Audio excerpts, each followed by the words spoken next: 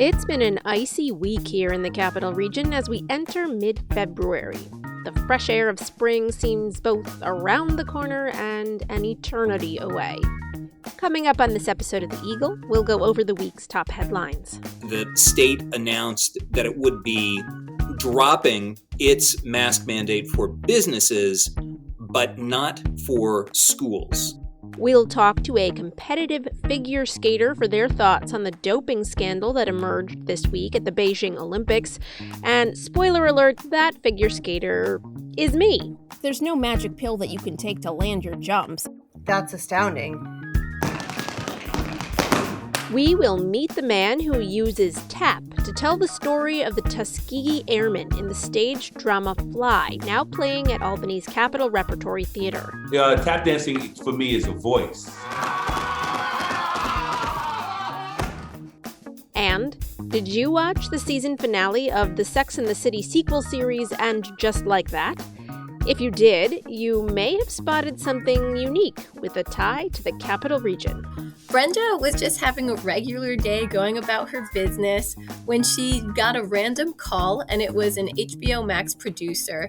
This is The Eagle, a Times Union podcast, a look inside our newsroom. I'm Jessica Marshall.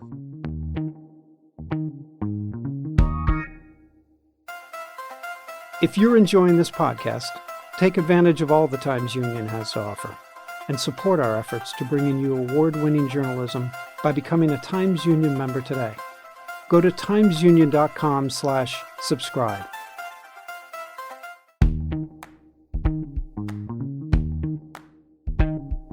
Welcome to The Eagle. I'm Jessica Marshall. First up, let's discuss what appeared in the Times Union and on timesunion.com this week. All right, we are here once again with Times Union Editor-in-Chief Casey Seiler. Let's talk about the top headlines this week. We'll start with an update on the mask mandate from Governor Kathy Hochul. What's the latest there? Well, on Wednesday, and it was kind of previewed for a couple of days ahead of that, the state announced that it would be dropping its mask mandate for businesses, but not for schools. The state has come to the conclusion that hospitalization rates have dropped low enough that the business mandate can go. Of course, there are many quarters clamoring for students to be unmasked, for the school mandate to end. And in fact, up in Ballston Spa, on Thursday morning, when we're talking, there was a walkout of about 50 or 60 senior students in protest of the mandate remaining in place.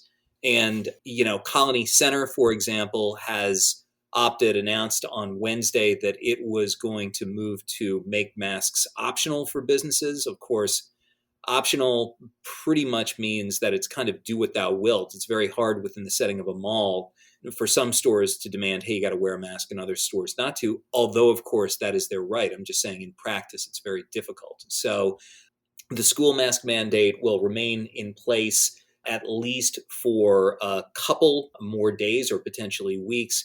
There are, of course, lawsuits surrounding the school mandate as well as other pandemic mandates that are currently working their way through the court system, including a ruling on Long Island that would have struck down both mandates, conceivably, that remains on hold as the Hochul administration appeals it. Well, we are going to be watching that very closely. It is a complicated issue, as you said. Moving on to some weather news, we had a bit of an ice storm last weekend that had some repercussions throughout the week. Can you talk about some of what we reported there? Pete DeMola wrote about what appears to be a very serious problem in people who did not clean the ice off the tops of their cars, that as things begin to thaw up, as they have over the course of this week, can turn those really hard cookies, plates, platters of ice into spinning, rather dangerous frisbees of peril, if you will, especially on the highway. I think everybody has probably seen on social media video that people have taken of ice from a car in front of them flying up into the air and then really almost like a boomerang coming down and hitting their car. Windshield replacement businesses in the capital region have said that they have rarely seen business this busy. I myself drove up into the Adirondacks last Friday night, really just as the storm was dying down. And I'm an experienced snow driver, Jess. I used to live in Wyoming for years, and it was one of the scariest drives I've ever made. Part of the reason was because my car was completely encased in ice, which of course can screw up your windshield wipers. So everything is thawing out as we speak. The temperature's in the 40s.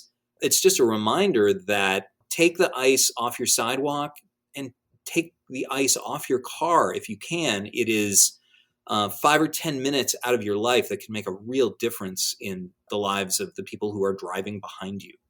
Absolutely. I have definitely been on the back end of a sheet of flying ice, and it's dangerous and terrifying. But I do have to say, I hope the term frisbees of peril, as you've coined it, kind of catches on. I think we should make it a hashtag. It's the title of my novel, Jess. All right.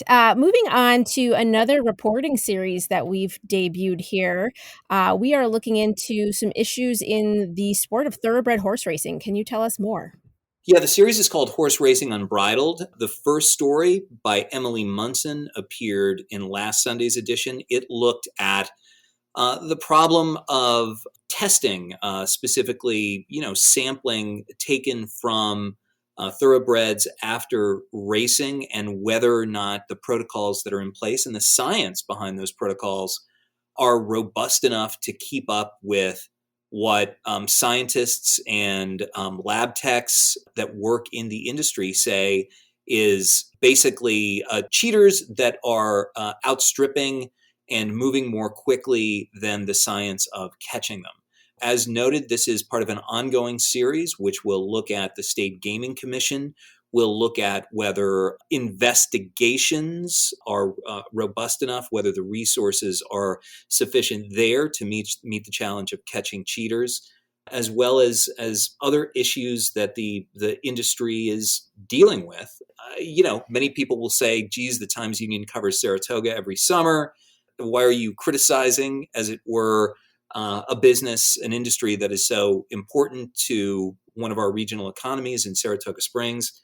And my response to that, of course, is because we do devote so much coverage to the Saratoga meet in July, August, and September, it is especially incumbent upon the Times Union to take a hard look at these issues. This is an industry that matters very much to the capital region. And for that reason, it's incumbent upon the journalists who cover the region to look at it skeptically, critically, fairly. And I think this series is doing that extremely well. The series is ongoing and will continue for the next couple of weeks. I encourage people to check into timesunion.com to read the ones that are already there if they haven't gotten to them yet, and keep an eye out for new installments. All right. Once again, head over to timesunion.com for that. One last topic I want to touch on, and I want to make sure I'm hearing this right, but those iconic sapphire sparkling bottles of Saratoga water don't actually necessarily come from Saratoga. What's going on there?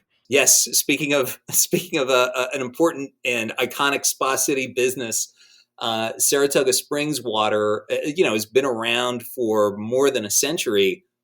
New government mandated labels, as pointed out by our outstanding business reporter, Rick Carlin, note that the water actually comes from White Cedar Springs in Maine, which is about 300 miles from Saratoga. Of course, this is part of kind of the ongoing question of whether something is essentially just a brand or is in fact a product of a specific geographic location. A call to the company was not returned. And we've seen this before, is Poland Springs water actually from someplace called Poland Springs? It's an hilarious story, and another one that I would direct people to timesunion.com to check out. Indeed. I currently have some flowers inside one of those blue bottles that I had saved. So I get to look at it every day. All right, Casey, thank you so much for joining us, and we will check back in with you next week. Thanks, Jess. As always, you can read more about all of the stories and the issues that we discuss on this podcast at timesunion.com.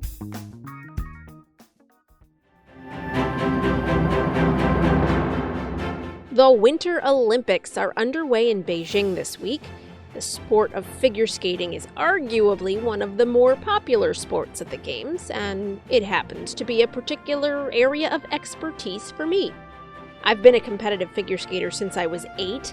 I still compete today as an adult. I've also been a coach, and for a very brief period of time, a judge. It's no secret that I've been glued to the live streams of the Olympic figure skating events, and I've been live tweeting my hot takes with every turn of the blade. But news broke midweek that the 15-year-old Russian phenom and gold medal favorite Camila Valieva had reportedly failed a drug test for a banned substance. My newsroom colleague Leigh Hornbeck immediately reached out to me for my take on this developing situation, and I was more than happy to oblige.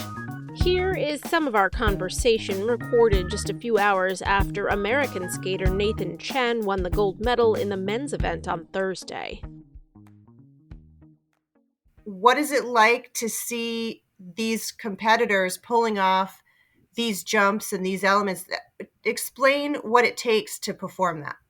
Well, first of all, when I was watching the men's long program, I had to pick myself up off the floor several times because I was just so impressed by some of the skating that I saw. The quadruple jump right now is the most technically difficult element that anybody performs, man or woman, in singles skating. To kind of give you an idea of how that works, the skater will take off at, in some cases, breakneck speed backwards, whether using their toe or their edge, unless it's an axle, but I don't want to get too technical. They'll take off forward for that, but they'll take off backward, vault into the air. I think I saw some skaters were, almost like a meter in the air. They jump really, really high, and they rotate 4 times, and then they come back down to earth and land on one foot on the ice. And to do that, it takes, in my opinion, something superhuman. That's astounding. We've seen both men and women do that.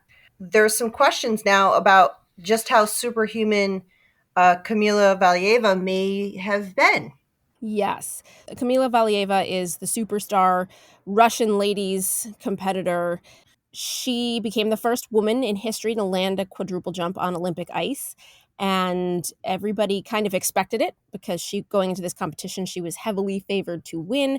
However, things blew up a little bit late this week when there were reports that she had taken performance-enhancing drugs, which, in my opinion, kind of dims the luster of her presence at the Olympics. And it's hard to watch as an outsider, but also someone who is inside the figure skating world, because it would never have occurred to me that taking performance-enhancing drugs would really do anything to make performances that much better, because there's no magic pill that you can take to land your jumps. I mean, if you have a wonky takeoff, there's very little that you can do to salvage it.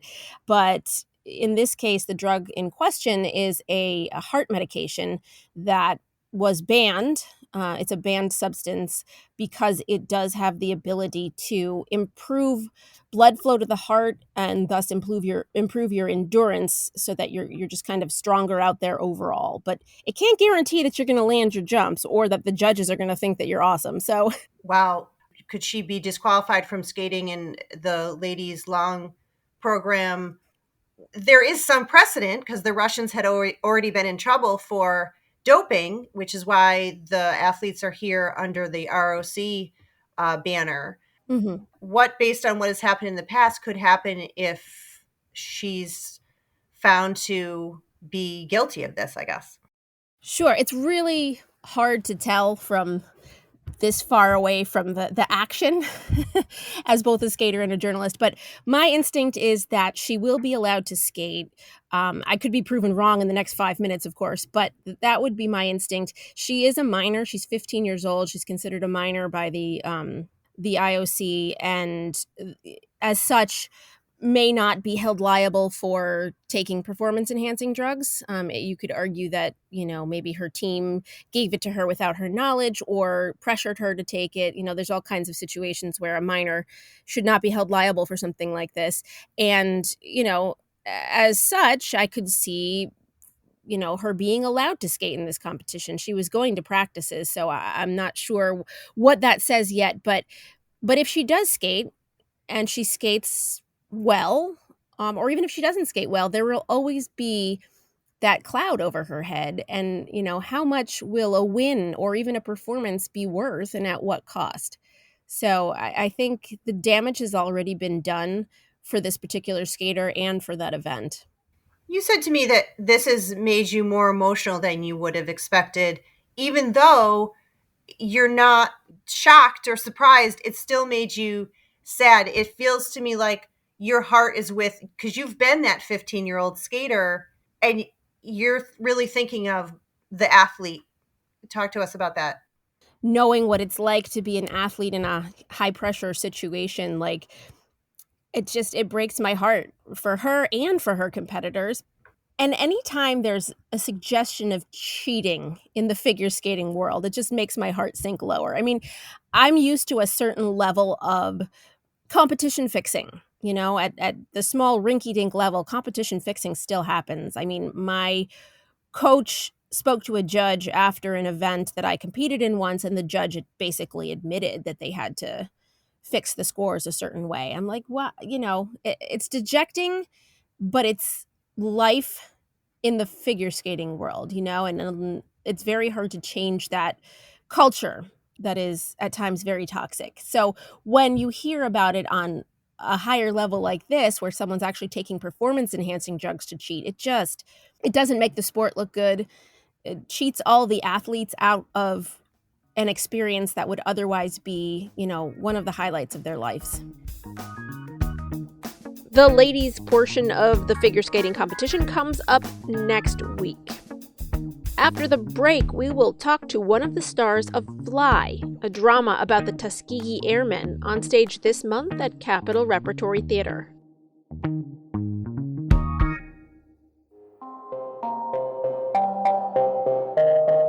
Hi, I'm Casey Seiler, editor of the Times-Union. Join us for an ongoing discussion on major developments in the saga of Keith Raniere, co-founder of NXIVM, the shadowy upstate New York organization at the center of the explosive federal investigation that resulted in Raniere's conviction on charges of extortion, sex trafficking, and more. We talk to former members of NXIVM, discuss the latest news, and preview the likely next twists in this bizarre and disturbing story. You can find NXIVM on trial at timesunion.com or wherever you listen to podcasts.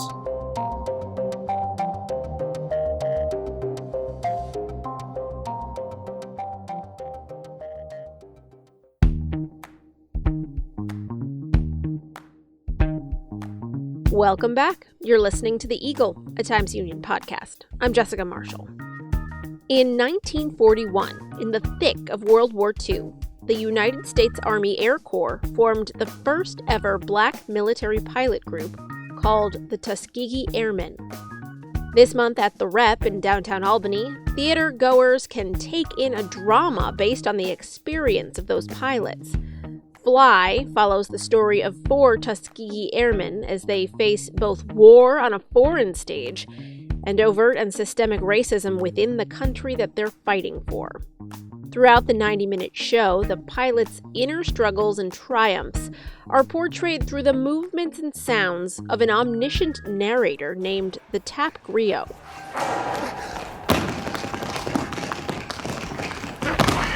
Omar Edwards pioneered the role in the original 2007 production of Fly. He's played it in more than a dozen productions, and he's reprising it here in Albany this month. Senior writer Steve Barnes had a chance to talk to Edwards this week about the show and his craft, as well as the lessons he learned from tap greats like Gregory Hines and his own cousin, Savion Glover. Here's some of their conversation.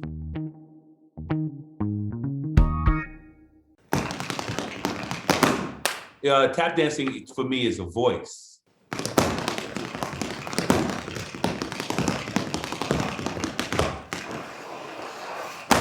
When you amplify the voice, you can get into nuances. And when you get into nuances, you can get into sophistication. And that's where 35 years of my love affair with tap dancing has ended me up into sophistication. When the earth falls away from your feet, your soul rises and joins the heaven that connects us all. And in Fly, your character functions as the conscience of the show, but he's also the inner emotions of the characters. He's able to express what they have to stifle. So tell me how you work with the actors to create what goes on in the scene, because you are what they can't say. They're standing there with these racist white superiors who want any possible reason to boot them from the program, and they have to stifle that, and you're the one that expresses it. During the piece, that happens in different ways. Sometimes it happens in the dance. Most of the time, it happens in the dance. And sometimes it happens through mime. All right, well, there's this great moment where there's 300 people all looking at you, and the only thing that's happening, tap, tap, tap. Your feet are a flurry so many times in the show, and there's big physicality, and here it was just tap, tap, tap, and it's magical. Yes. How does that feel when you've got 300 or 500 or 800 people just watching that 1 foot tap? I've been doing this for 35 years, and I was not a prodigy. I simply was fortunate that Savion Glover was my cousin. And it didn't mean that I immediately had Savion Glover's skills, because I still don't. But what it does mean is I had access to his environment. I could call his mother and she could say, "Come, Omar, be here." And then I'd show up and Gregory Hines is right here. And, Jimmy Slide is right here. And of course, everybody's, "Oh, Savion," but I'm running around backstage following Gregory Hines and Jimmy Slide, and following Savion too. So I came in as a rookie, as a runt. I'm an inner city kid. I'm from Far Rockaway, Queens, New York.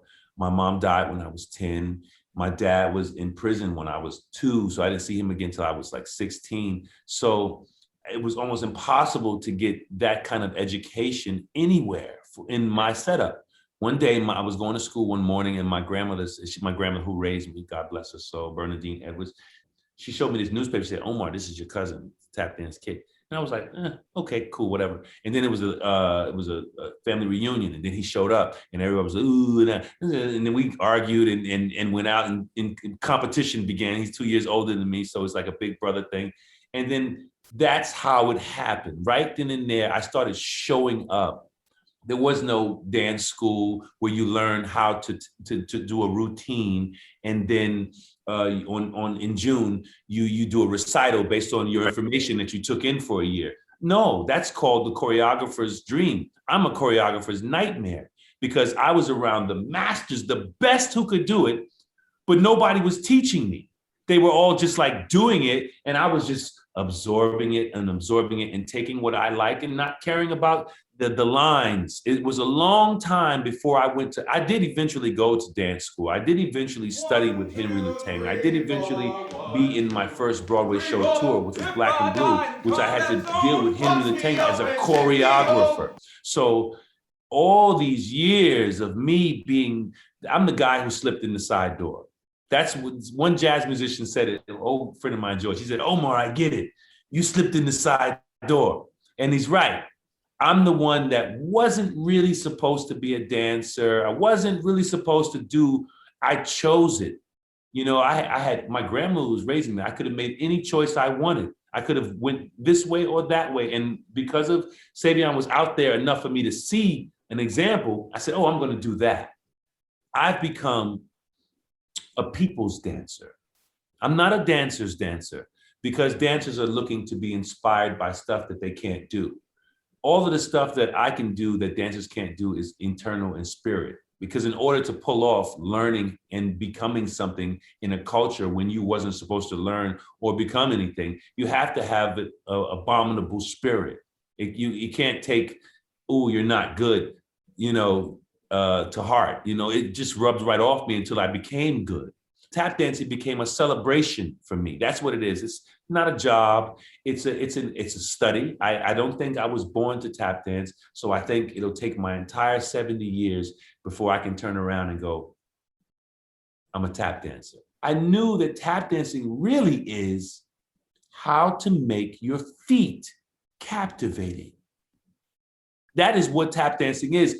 It's captivation of a person who manipulates their feet. I'm trying to get to your heart, to tell you story after story after story, just like country music, just like blues. There's content in my dancing that involves your heart without a word sometimes, most of the time.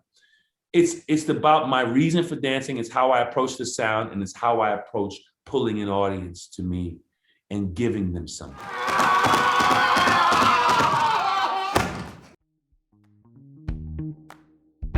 Fly is playing at Capitol Repertory Theater now through February 20th. Okay, let's move from stage now to the small screen. And just like that, the much-anticipated sequel series to the Sex and the City franchise concluded its 10-episode season this month. The series stars original players Sarah Jessica Parker, Kristen Davis, and Cynthia Nixon as Carrie, Charlotte, and Miranda, and they navigate privileged life in New York, this time in their mid-50s. Reviews of the series have been, let's say, polarizing. That's fair. But we're talking about it here on the Eagle now because in the final episode, there's a little bit of a Capital Region connection. And it all has to do with a traditional Jewish head covering worn by Charlotte's husband, Harry Goldenblatt, in several of the scenes. I talked to business reporter Shayla Colon to find out more about this special kippah. So where does this appear in the show, and when does it come into play? So, of course, we don't actually see this rainbow kippah worn until the season finale of And Just Like That. And it's worn by Harry Goldenblatt as he celebrates his child's mitzvah. His child, essentially, Rock, comes out as non-binary. And Harry really just wraps his arms around this and wants to show support for Rock. So the rainbow kippah is a symbol of that. So describe the kippah. What does it look like and what is it made of? It's very small because it's only meant to cover the very top of your head. And this specific kippah is rainbowed color, which aligns with the LGBTQ colors and their symbol for solidarity. And it's made out of a crocheted material. So it's very soft and just a sort of rich texture. It comes from a Mayan village in the Guatemalan highlands called San Paulo.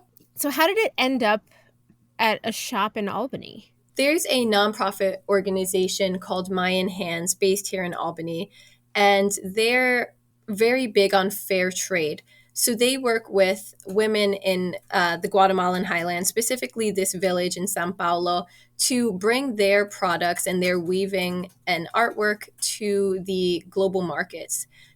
Part of that entails having them make the kippahs in their homelands, and then they're brought here to a warehouse in Albany on Whitehall Road, and that's where they're distributed from. That's so cool. So you talked to the owner of the shop. What did she say? Brenda's amazing. She's just one of those people you just want to hug when you hear them speak. She told me about her previous history and how this organization was founded. She is an archaeologist and was doing a lot of work in Guatemala and Mexico when she was younger. And it really struck her to see these women suffer discrimination and just financial distress because they didn't have a way to provide for their families, despite their artistic abilities to create these weavings like kippahs and other clothing. So she decided to solve that problem, and she did by creating Mayan Hands. So the women make about 450 kippah a month, and they sell about 3,000 a year. kippah sold by Mayan hands is about $4. In Mexico and Guatemala, you can get the same kippah for about $1. Brenda's friend said that she would rather pay $1. Brenda explained to her that when you pay $1 for a kippah rather than $4 from Mayan hands, it's an exploitive practice, and these women aren't getting the income that they deserve to benefit themselves personally. She made it her mission to make sure that they are fairly reimbursed or fairly compensated for their work, and that's how Mayan Hand sort of grew. Tell me, she told you kind of the details about how the Sex and the City and Just Like That producers kind of were tipped off about it. Can you talk about what she told you there? Sure. So Brenda was just having a regular day going about her business when she got a random call, and it was an HBO Max producer. They were able to find her yarmulkes online, and they read about her mission to make sure these women in Guatemala were fairly compensated for their work. And they figured, well, we need a bunch for this scene on a show, so can you provide them for us? And she said, yes, of course.